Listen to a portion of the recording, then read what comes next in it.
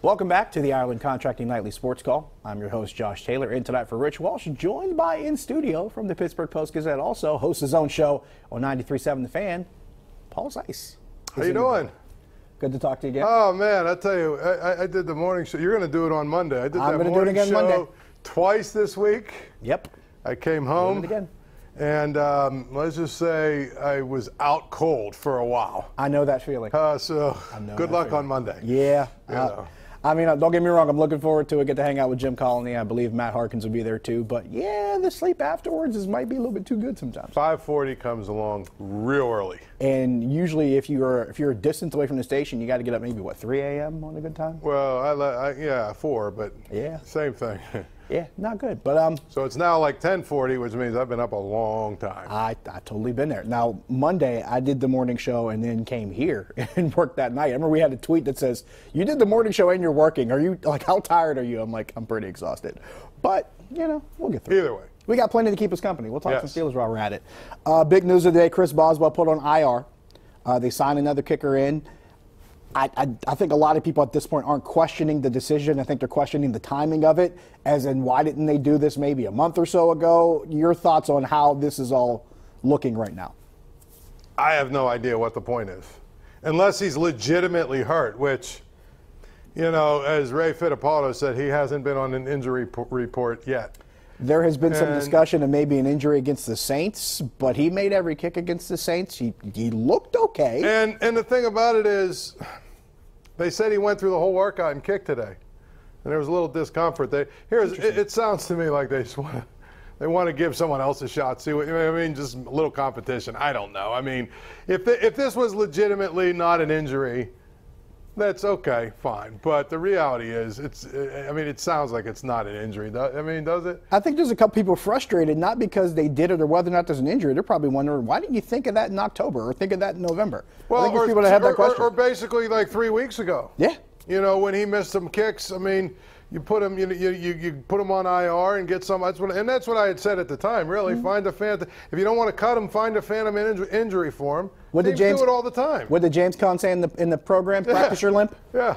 Dude, whatever. Find some sort of phantom injury for him, put him on the IR, and then you cap him, and then you know what? You bring him back, and OTAs and all that other stuff. Now you have an opportunity to have a kicking competition. And I think everybody that understands the salary cap situation knew they weren't just going to outright cut him. Because you were going to have to pay him to go away. You just signed him to a contract extension. Pay him a lot of money to go away. Right. And that just wasn't going to happen because it's a lot of dead money against your salary cap. But granted, they've paid out bigger dead contracts before, but those are guys who have probably either retired or injuries were more of an issue with them. So it's a little bit different. Want to shift over. Antonio Brown apparently he's had some tests on his knee. He is now listed as questionable. How do you feel about this game, even though you might not have an Antonio Brown, but you're dealing with a really banged-up Bengals team? Yeah, to me, if Antonio Brown isn't 100%, why play him? I think you can beat the Bengals, without him. 1. 2, I think that Antonio Brown's long-term health is more important than this game in terms of, again, if you can't beat the Bengals, especially this version of the Bengals, with all these guys hurt, with a quarterback out, with Green out, with Boyd out, with Jeff Driscoll playing quarterback, if you can't beat this version of the Bengals without Antonio Brown, right.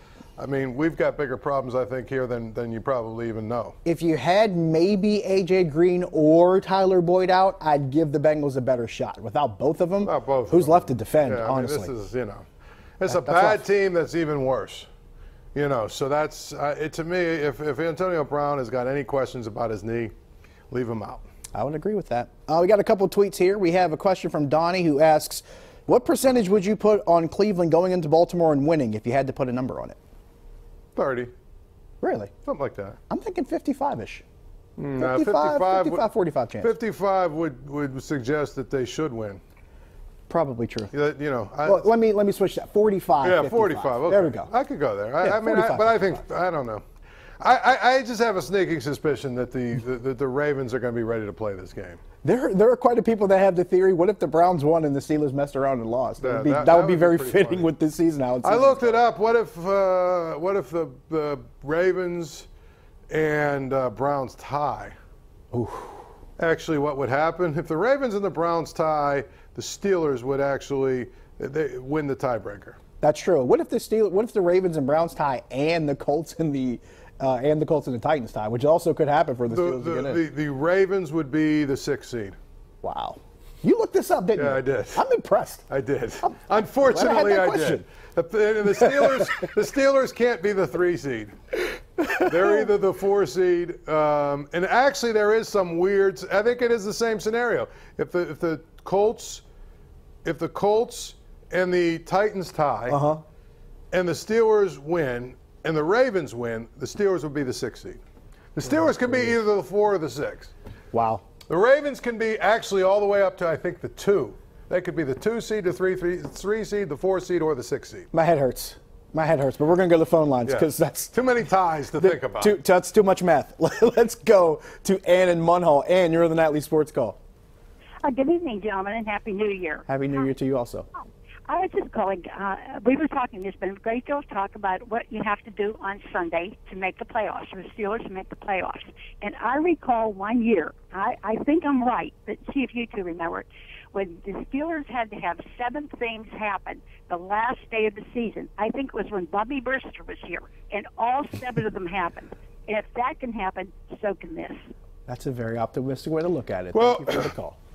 Ed Bouchette wrote a story about this the other day, and I forget. I think they've needed help like 7 times in the last like 30 years or something. And he recapped I think it was the 77 season. It was in the middle of that dynasty where they were playing in San Diego in the last game of the season, but I believe they needed Houston to win, and they were playing somewhere else.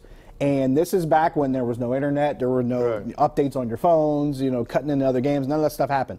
So what they had to do is the Steelers PR guy is on the payphone in the media room talking with the reporter that was in that city where that game was. And he had him put his phone up to the television to play the telecast of that game. So he can listen to the whole game on the phone and then give a play-by-play to someone else of what was happening in the game that they needed someone else to win.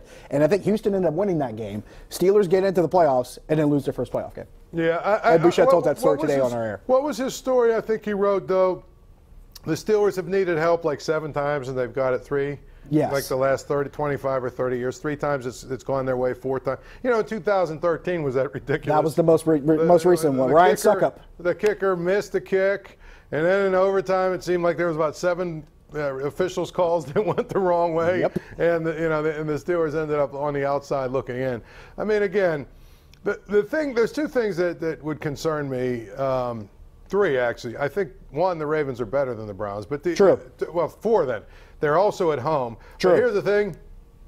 Last year they blew a game like this. So that tends to let me know that this week they probably are more focused than even you would think. And the final thing is the Browns already beat them once. That's true. So they've got there's a lot of incentive beyond just making the playoffs for the Ravens. Last year, I mean, to me, I think, and don't you agree with me? Why would the Ravens announce they're bringing John Harbaugh back before he wins this game? I think you and I were here when that announcement came down. Yeah, it was like 3 weeks, 2 or 3 weeks ago. It's like, okay, he's done a nice job. He hasn't won anything yet. That's Ed Bouchette questioned the same thing. If he blows a game on his home field against an inferior team 2 years in a row? That's a good question. And now, for the record, your colleague at the Post-Gazette, Gene Collier, believes that he said Baltimore's had some shaky performances the past couple weeks. They could be due to drop one in similar fashion the last year. There's so no that question. Could be a possibility too. There's no question. Again, I think part of the problem that the Browns have is that Baker Mayfield makes sure that nobody overlooks them because he's so cocky and talks so much. He brings an attitude. But what I mean is the other teams in the other cities are like, oh, okay, this guy, you know what I mean? But you know what? That helps the guys on his side of the field, though. Right. He's a guy that you love to play with and probably hate to play against. He's just not really all that innocuous. Really not. We got to take a break. More phone calls and tweets when we come back. Stick around.